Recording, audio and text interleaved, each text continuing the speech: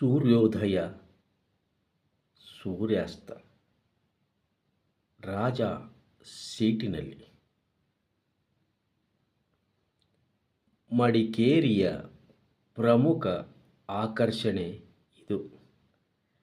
ನಗರದ ಹೃದಯ ಭಾಗದ ಎತ್ತರದ ಪ್ರದೇಶದಲ್ಲಿರುವ ಈ ಸುಂದರ ತಾಣದಲ್ಲಿರುವ ಉದ್ಯಾನವನ ನೋಡುವುದೇ ಕಣ್ಣಿಗೆ ಹಬ್ಬ.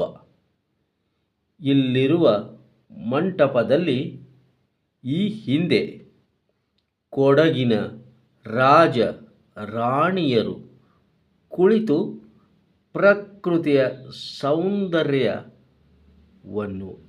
ಆಸ್ವಾದಿಸುತ್ತಿದ್ದ ಕಾರಣಕ್ಕೆ ಇದಕ್ಕೆ ರಾಜ ಸೀಟ್ ಎಂಬ ಹೆಸರು ಬಂದಿದೆ. ಸೂರ್ಯೋದಯ, ಸೂರ್ಯಾಸ್ತಮಾನ ನೋಡಲು ಇದು ಸೂಕ್ತ ಜಾಗ. ಇಲ್ಲಿ ಮಕ್ಕಳಿಗಾಗಿಯೇ ಪುಟಾಣಿ ರೈಲು ಸಹ ಇದೆ.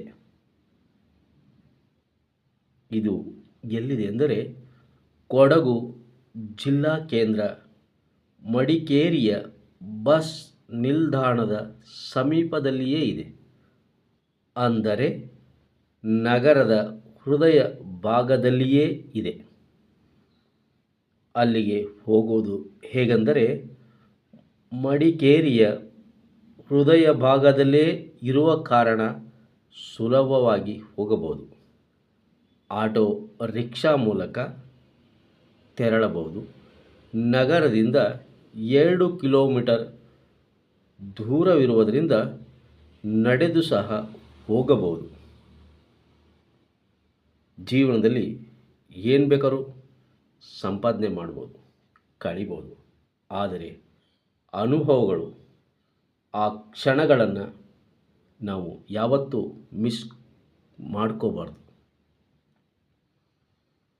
ಒಂದೇ ಒಂದು ಬಾರಿ ಆ ರಾಜ ಸೀಟ್ನಲ್ಲಿ ಕುಳಿತು ಸೂರ್ಯೋದಯ, ಸೂರ್ಯಾಸ್ತವನ್ನು ನೋಡಿದರೆ ನಿಮ್ಮ ಜೀವನ ಧನ್ಯ. ಮಡಿಕೇರಿಗೆ ಹೋದಾಗ ಒಂದು ಬಾರಿ ರಾಜ ಸೀಟ್ನಲ್ಲಿ ಕುಳಿತು ನೀವು ರಾಜರಾಗುವುದನ್ನು ಮರೆಯಬೇಡಿ.